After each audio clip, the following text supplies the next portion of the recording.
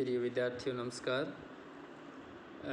राणा सांगा के ही टॉपिक को हम आगे बढ़ाते हुए आज देखेंगे कि राणा सांगा के गुजरात के शासकों के साथ कैसे संबंध थे और राणा सांगा के दिल्ली के सुल्तानों के साथ कैसे संबंध रहे। तो इसके अलावा राणा सांगा की शक्ति का जो चरमोत्कर्ष था उसके बारे में भी जानकारी इकट्ठी करेंगे और बाबर के साथ इसके संबंध कैसे रहे। इन तमाम विषयों के ऊपर आज के इस वीडियो के अंदर हम देखने जा रहे हैं। तो सबसे पहले आप देख ही रहे होंगे कि हमने हेडिंग डाली है राणा सांगा और गुजरात, यानी गुजरात के शासकों के साथ राणा सांगा के संबंध कैसे थे। ये हमने पहले देख ही लिया है कि जब 1509 ईस्वी के अंदर राणा सांगा संग्राम सिंह के नाम से मेवाड़ की राजगद्दी पर बैठे थे, उस समय गुजरात के शासक थे महमूद बेगड़ा, जिनकी 1511 ईस्वी के अंदर मृत्यु हो जाती है और उनके बाद मुजफ्फर शाह है वो गुजरात के शासक बनते हैं। तो मुजफ्फर शाह और राणा सांगा के बीच संघर्ष के कई कारण थे, जिसमें सबसे पहले हम देखें तो वो है नागौर की स्वतंत्रता का प्रश्न। नागौर जो कि आज एक ज़िला है, वो कभी इस्लामिक सल्तनत इस्लामिक सत्ता का केंद्र था और यहाँ के जो इस्लामिक शासक थे वो कभी गुजरात और कभी मालवा के साथ अपना संबंध एक तरह से बनाए रखते थे या उनकी अधीनता में या उनकी सरपरस्ती के अंदर शासन करते थे। और जो मारवाड़ और मेवाड़ के शासक है वो नागौर को हस्तगत करने के कई बार प्रयास भी करते थे। तो इस तरह से नागौर की स्वतंत्रता के प्रश्न पर दोनों के मध्य संघर्ष की स्थिति बनी या संघर्ष की स्थिति को बनाने में नागौर की स्वतंत्रता ने भी महत्वपूर्ण भूमिका निभाई। दूसरा है गुजरात के सुल्तान की मेदिनी राय के विरुद्ध मालवा के शासक को सहायता देना।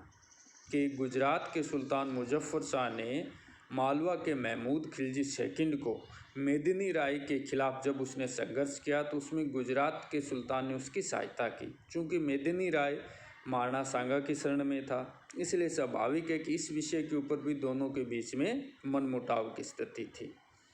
तीसरा कारण हम देखेंगे राणा सांगा द्वारा दक्षिणी पश्चिमी राज्यों का संगठन बनाना। दक्षिणी पश्चिमी राज्य यानी गुजरात की सीमा पर जो राज्य लगते थे उन राज्यों का संगठन बनाकर अपनी सीमा को मजबूत करने का प्रयास है वो राणा सांगा के द्वारा किया गया, जिसकी बदौलत गुजरात के सुल्तानों को ये लगने लगा कि महाराणा संग्राम सिंह अपनी स्थिति मजबूत कर रहे हैं और कल को गुजरात के लिए खतरा बन सकते हैं, खतरा पैदा कर सकते हैं। इसी कारण दोनों के बीच में संघर्ष की स्थिति बनी। नंबर 4 हम देख सकते हैं ईडर में राणा सांगा का हस्तक्षेप। ईडर राज्य में राणा सांगा ने वहाँ से बारमल को हटाकर अपने जामाता रायमल को ईडर का राजा बना दिया, जबकि बारमल को वहाँ का शासक बनाया था गुजरात के सुल्तान ने, गुजरात के शासक ने। इसलिए स्वाभाविक है कि दोनों के बीच में स्थितियाँ हैं वो संघर्ष के लिए तैयार थी और इसी के परिणाम स्वरूप फिर दोनों के मध्य संघर्ष हुआ, जिसमें गुजरात के शासक मुजफ्फर शाह ने ईडर राज्य पर आक्रमण करने हेतु अपने सेना नायक निजाम उल मुल्क को भेजा और निजाम उल मुल्क के द्वारा इस आक्रमण के माध्यम से ईडर पर अधिकार भी कर लिया गया। राणा सांगर के द्वारा इसका घोर प्रतिरोध किया गया और गुजरात के शासक ने इस समय अन्य मुस्लिम जो सत्ताएं थी उनसे भी समर्थन प्राप्त किया। वह मिलकर के मेवाड़ पर आक्रमण करने का निश्चय किया और आक्रमण करने के लिए आगे बढ़े भी, लेकिन महाराणा सांगा ने अपनी सूझबूझ से और दूरदर्शिता से इन सभी आक्रमणकारियों को वापस लौटने के लिए मजबूर कर दिया। तो कुल मिलाकर गुजरात के साथ जो राणा सांगा के संबंध रहे हैं उसमें राणा सांगा एक शक्तिशाली शासक के रूप में उभर कर सामने आते हैं, जो गुजरात और मालवा जैसे शासकों की संयुक्त सेनाओं के सामने भी अपनी स्थिति को पुरजोर तरीके से रखने में कामयाब रहे और उन सेनाओं को वापस लौटने के लिए मजबूर कर दिया। तो अब सांगा और गुजरात के बाद हम चर्चा करते हैं राणा सांगा का दिल्ली के सुल्तानों के साथ संघर्ष कैसा था। ये हम पहले भी देख चुके हैं कि जब 1509 ईस्वी के अंदर राणा सांगा मेवाड़ के शासक बने उस समय दिल्ली पर सिकंदर लोदी का शासन था। 1517 में उसकी मृत्यु के बाद उसके छोटे भाई इब्राहिम लोदी का दिल्ली पर अधिकार हो गया। तो इनके बीच में इब्राहिम लोदी और राणा सांगा के बीच में संघर्ष के कई कारण थे। जैसे अगर हम देखना चाहें तो सबसे पहले बात करेंगे कि दोनों की विस्तारवादी नीति थी। इब्राहिम लोदी मालवा जैसे क्षेत्र पर और राजस्थान के बहुत सारे क्षेत्रों पर नियंत्रण करना चाहते थे। वहीं सांगा भी अपनी शक्ति के माध्यम से दिल्ली सल्तनत के कुछ क्षेत्र और मालवा क्षेत्र को हस्तगत करना चाहते थे, जिसके कारण दोनों की विस्तारवादी नीति के मद्देनज़र इनमें संघर्ष होना स्वाभाविक था। दूसरी हम बात करेंगे सांगा द्वारा बयाना तक अपना प्रभाव बढ़ाना। बयाना जो कि दिल्ली सल्तनत का एक हिस्सा था, उस तक राणा सांगा के द्वारा अपने प्रभाव को बढ़ा लेना दिल्ली सल्तनत के लिए कहीं न कहीं खतरे की घंटी थी। स्वाभाविक है कि ये संघर्ष का बीज उत्पन्न करने वाला एक कारण बना।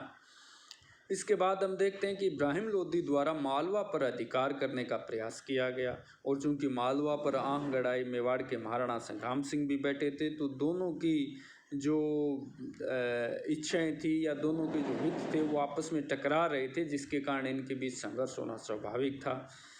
चौथा, राणा द्वारा अजमेर पर अधिकार करना भी दिल्ली सल्तनत को गवारा नहीं था, क्योंकि अजमेर पर कई समय से दिल्ली सल्तनत के नुमाइंदों या उनके ही अधीन शासकों का नियंत्रण था, और अजमेर पर उनका अधिकार कर लेना और करमचंद पवार को वहाँ का शासक नियुक्त कर देना एक तरह से दिल्ली सल्तनत के लिए से ठीक नहीं था, या दिल्ली सल्तनत इसको सहन करने की स्थिति में नहीं थी। और उसके परिणाम स्वरूप दिल्ली सल्तनत यानी इब्राहिम लोदी के द्वारा मेवाड़ के महाराणा संग्राम सिंह के ऊपर आक्रमण कर दिया गया, और यह आक्रमण हुआ खातौली नामक जगह पर, जिसको खातौली युद्ध के नाम से जाना जाता है, जो आज बूंदी के पास एक जगह है। 3 घंटे के इस युद्ध में इब्राहिम की सेना की पराजय हुई। एक शहजादे को बंदी भी बना लिया गया। इस युद्ध में राणा सांगा का एक हाथ भी कट गया, वह तीर लगने से वह लंगड़ा भी हो गया, लेकिन अंततः विजय है वो महाराणा संग्राम सिंह की हुई, जिसके कारण उनकी छवि, उनका प्रभाव और उनका नेतृत्व पूरे राजस्थान के अंदर ही नहीं बल्कि आसपास के राज्यों के अंदर भी स्वीकारा जाने लगा। इस पराजय का बदला लेने के लिए इब्राहिम लोदी ने 1 साल ठहर करके फिर से आक्रमण किया, और इस समय उन्होंने मियाँ हुसैन व मियाँ माखन को भेजा। इस युद्ध में भी राणा की विजय हुई। हालांकि हर्षोल्लास के में जब राणा की सेना मगन थी, तो उस समय मियाँ माखन और की सेना ने आक्रमण करके उनको एक बार परास्त भी कर दिया था, लेकिन अंततः जो विजय है वो महाराणा संग्राम सिंह की हुई, जिसके कारण राणा की प्रतिष्ठा में वृद्धि हुई और राणा एक बहुत ही महत्वपूर्ण शासक के रूप में उभर करके आए। तो एक तरह से इन खातौली और बाड़ी या धौलपुर का युद्ध जो 1519 में लड़ा गया, इन युद्धों के बाद से राणा की शक्ति है वो बहुत ज़्यादा बढ़ गई, और राणा की शक्ति को इसको हम चरम उत्कर्ष का काल कह सकते हैं। 1519 में बाड़ी यानी धौलपुर के युद्ध में जब राणा सांगा की विजय होती है, तो वह भारत के एक सर्वशक्तिमान शासक के रूप में स्थापित हो जाते हैं। डॉक्टर गोपीनाथ शर्मा कहते हैं कि अब राजनीतिक धुरी दिल्ली की अपेक्षा मेवाड़ की ओर घूम गई, तथा सभी देशी व विदेशी शक्तियों सांगा की शक्ति को मान्यता देने लगे। 1521 से 26 ईस्वी का काल है वो राणा का चरमोत्कर्ष काल कहा जाता है। कर्नल टोड भी कहते हैं कि 7 उच्च श्रेणी के राजा, 9 राव तथा 104 सरदार उसकी सेवा में उपस्थित रहते थे। उसे हिंदूपत की उपाधि से सुशोभित किया गया था, तथा उसके व्यक्तित्व में हिंदू शौर्य की आभा दीप्यमान हो चली थी।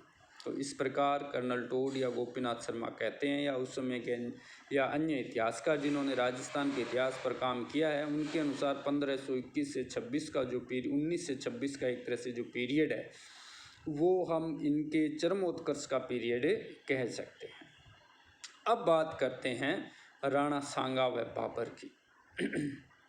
क्योंकि आपने एक जो दूसरा फर्स्ट पेपर चल रहा है उसमें पढ़ा भी होगा कि किस तरह से बाबर है भारत के ऊपर आक्रमण करता है, कैसी क्या परिस्थितियां रही थी। पानीपत के युद्ध में इब्राहिम लोदी को पराजित करने में सफल हो जाता है। तो अब उसका अगला जो टारगेट होता है वो है मेवाड़ के महाराणा, क्योंकि वो खुद बाबर अपनी जीवन कथा यानी अपनी आत्मकथा बाबरनामा में अतुज के बाबरी में लिखते हैं कि मेवाड़ के महाराणा उस समय एक बहुत ही शक्तिशाली उत्तरी भारत के शासक थे। तो इनके मध्य संघर्ष के कुछ कारण थे जिनमें हम चर्चा करते हैं। सबसे पहला कारण ये माना जाता है कि बाबर ने अपनी आत्मकथा बाबरनामा में राणा सांगा के ऊपर विश्वासघात का आरोप लगाया है। वो कहते हैं कि जब वह काबुल में था तब सिलंदी तंवर के माध्यम से ये मैसेज भेजा गया था कि बाबर है वो दिल्ली पर आक्रमण कर दे, यानी इब्राहिम लोदी पर आक्रमण करे, तो मेवाड़ के महाराणा सांगा भी उनका साथ देंगे और इस तरह से इब्राहिम लोदी को पराजित करने में वो लोग सफल होंगे। लेकिन बाबर कहता है कि जब उसने आक्रमण किया तो महाराणा सांगा के द्वारा उसे किसी भी प्रकार का कोई सहयोग नहीं दिया गया। लेकिन इस बात को बहुत सारे इतिहासकार स्वीकार करते नहीं हैं। जैसा कि गोपीनाथ शर्मा जी कहते हैं, जिन्होंने राजस्थान के इतिहास पर काम किया है, सहायता का प्रस्ताव बाबर ने राणा सांगा के पास भेजा था, न कि सांगा ने बाबर के पास। उनका तर्क ये है कि चूंकि राणा सांगा तो अपने ही घर में थे, बाबर काबुल के अंदर बैठा था और उसकी स्थिति बहुत नाजुक और बहुत ख़राब थी और वो कई 100 किलोमीटर दूर चल करके आक्रमण करने वाला था या आक्रमण करने की योजना बना रहा था, तो इसलिए उसे सहायता की आवश्यकता थी, न कि महाराणा सांगा को। इसलिए उनका कहना है कि ये जो सहायता का प्रस्ताव है ये सिलंदी तंवर के माध्यम से राणा ने नहीं भेजा है, जबकि बाबर के द्वारा ये राणा को सहायता का प्रस्ताव भेजा गया था। खैर जो भी हो, इसके कारण दोनों के मध्य एक दूसरे के मतलब इसने एक दूसरे को एक तरह से विरोध की स्थिति में लाकर खड़ा कर दिया। दूसरा हम बात करेंगे तो देखेंगे बाबर व राणा सांगा की साम्राज्यवादी नीति। चूँकि दोनों ही शासक अपने अपने राज्य का विस्तार करना चाहते थे, तो स्वाभाविक है कि इनके हित आपस में कहीं न कहीं टकराएंगे। तीसरा अगर कांड देखें तो राणा सांगा द्वारा दिल्ली सल्तनत के प्रदेशों को अधीनस्थ करने का प्रयास करना, और जैसा कि हमने बात की है कि रणथंभौर बयाना तक के ये जो क्षेत्र है, इनके ऊपर राणा सांगा ने अपना प्रभाव बढ़ाया। जो दिल्ली सल्तनत के हाथ से निकल गए थे, तो दिल्ली के जड़ में यानी आगरा और दिल्ली के पास एक शक्तिशाली राज्य का होना बाबर के लिए किसी भी स्थिति में शुभ संकेत नहीं था, इसलिए दोनों के मध्य संघर्ष होना स्वाभाविक था।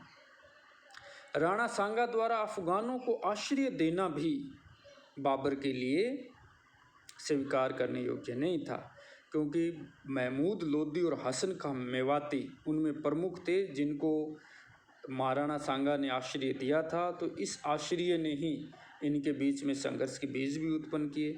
इसके अलावा धार्मिक मतभेद को भी ऐसा माना जाता है कि एक कारण रहा है, क्योंकि राणा सांगा के द्वारा बाबर के द्वारा जिस तरह से गाजी की उपाधि धारण की गई या इस युद्ध को धर्म युद्ध का नाम दिया गया, तो कुछ एक इतिहासकार ये भी कहते हैं कि धार्मिक जो मतभेद है दोनों के मध्य, वो भी संघर्ष के कारण कहीं न कहीं रहे हैं। तो अब हम बात कर लेते हैं खानवा के युद्ध से पूर्व का घटनाक्रम कैसा क्या रहा, क्योंकि हम सब जानते हैं कि राणा सांगा और बाबर के मध्य खानवा का युद्ध लड़ा गया, जो मार्च 1527 में लड़ा गया। तो इस युद्ध से पूर्व के घटनाक्रम को देख लेते हैं कि दोनों ने क्या कुछ किया है। तो दोनों के द्वारा बयाना, धौलपुर, ग्वालियर को अधिकृत करने का प्रयास किया गया। सांगा द्वारा पाती प्रेवण की प्रथा शुरू की गई, जिसकी अनुकूल प्रतिक्रिया हुई और बहुत सारे राजा, महाराजा और राव ने राणा के झंडे के तले बाबर से युद्ध करने का निश्चय भी किया या राणा को सहायता देने का निश्चय भी किया।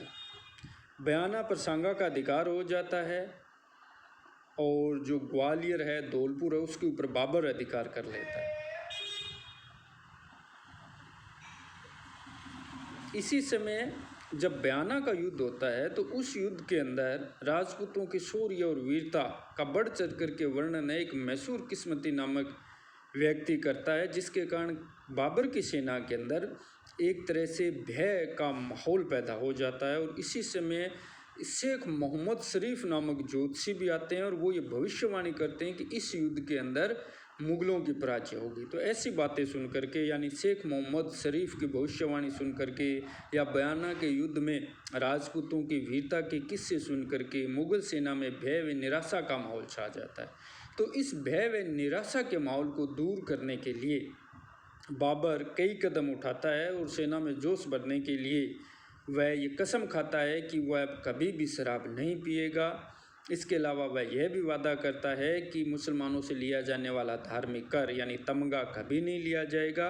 और इसके साथ साथ वह घोषणा करता है कि यह युद्ध है वो एक तरह का जिहाद है, यानी धर्म युद्ध है, और हमें इसको विधर्मियों को पराजित करना ही करना है। तो इस तरह से बाबर के द्वारा लिए गए इन वादों से या लिए गए निर्णयों से सेना के अंदर जोश पैदा होता है और सेना युद्ध के लिए तैयार हो जाती है। दूसरी तरफ राणा है वो बयाना की विजय के बाद सीकरी जाने का सीधा मार्ग छोड़कर ये भुसावर होकर सीकरी जाने का मार्ग पकड़ते हैं। हालांकि इनका उद्देश्य ये था कि इससे जो राणा को बाबर को जो दिल्ली की तरफ से रसद वगैरह मिल रही है उसके मार्ग को काटा जा सके, लेकिन इसमें लगभग 1 महीना व्यर्थ हो गया और इसके कारण बाबर को खानवा नामक जगह पर उचित स्थान पर मोर्चाबंदी करने का अवसर मिल जाता है।